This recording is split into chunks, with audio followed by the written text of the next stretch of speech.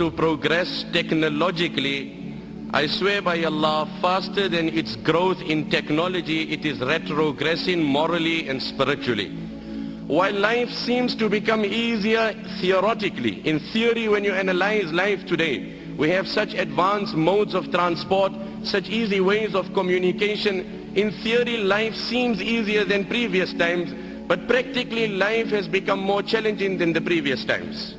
Tension, depression and frustration has, wallah, become the order of the day. Happiness, joy and prosperity is something of the past.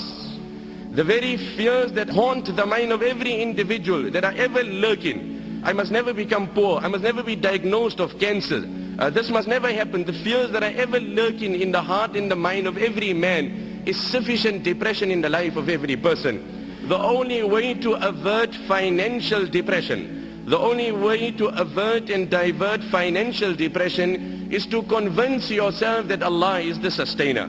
When you've convinced yourself that Allah is the sustainer, now the fluctuation in the currency, the fake predictions of the economists, the competitors in the market will not make a difference to you. So this is the modern day poverty. That in the midst of affluence there is no joy. In the midst of comfort and luxury there is absolutely no joy.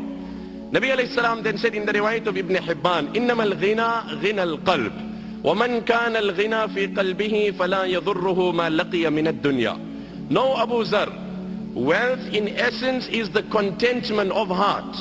And no Niagara Falls and no Victoria Falls can give you that contentment that is divine from Allah.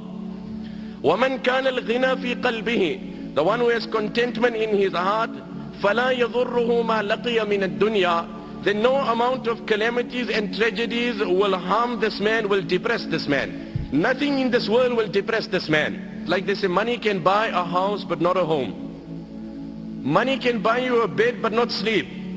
Person can be sleeping, on water bed, as they say. Insomnia is a medical condition that's only growing in the world. Deprived of sleep. And on the other hand, there is a beggar, a pauper, sleeping under the tree in mid-traffic. The people are driving, people are busy, engaged, and he's enjoying the divine sleep of Allah in the shade that Allah has provided. I swear by Allah, the greatest contributing factor to depression is guna. Ask that young boy who after he takes a pill and he's on a bus and he's on cloud 9 and he's floating somewhere else, as soon as he becomes sober, he goes through such depression that he's left with one of two options. Either he commits suicide or takes a pill again. There's no other choice in the life of that young boy. This is nothing. These antidepressant tablets, that is escapism. You are hiding the reality. You are disguising and camouflaging. You are not solving. You are not soothing. It's like a person went to a particular motor mechanic. He had a problem in his car. Says, you know what, as I'm driving, there's this very strange and peculiar sound coming out, and I can't trace the problem. So the motor mechanic had a look at the car, but he couldn't trace the problem. He says, you know what, I can't really find anything, but I got a way out. I can solve the problem for you. If it really bothers you while driving, just put your radio a bit louder. If the noise bothers you, just put your radio, and I promise you your problem will be solved without any money.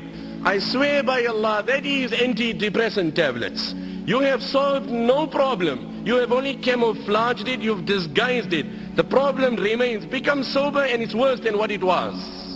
Like they say, having Allah on your side does not mean sailing on the ocean with no waves. It doesn't mean that. But having Allah on your side means sailing in such a ship which no storm can sink.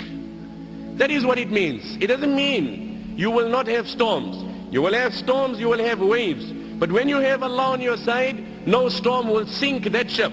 It is contentment. Grab onto it. I swear by Allah, if you have it, you're a king without a throne also. What did the Nabi of Allah say? وَمَنْ كَانَ الْغِنَى فِي قَلْبِهِ. He who has contentment in his heart, فَلَا يَضُرُّهُ مَا لَقِيَ مِنَ الدُّنْيَا. No calamities of this world will depress him. It does not mean when a man has contentment, calamities will not come. No, Allah will give him the strength to react differently. He will not get emotional by situations. Allah gives you the ability to focus on the reward promised in that challenge in Akhirah. My brother, you have tasted the fake pleasure. You've seen how it has deceived you. I call you in this gathering and I invite you and I implore you. I introduce you to divine pleasure. I introduce you to spiritual pleasure. Wallah, there is such pleasure in salah.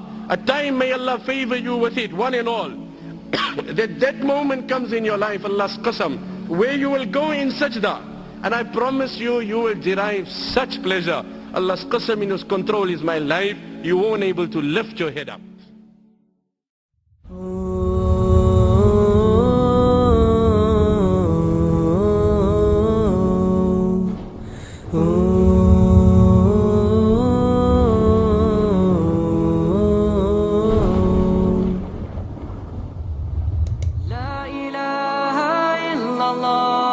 Muhammadun Rasulullah, alayhi salatullah wa alihi wal ahibba.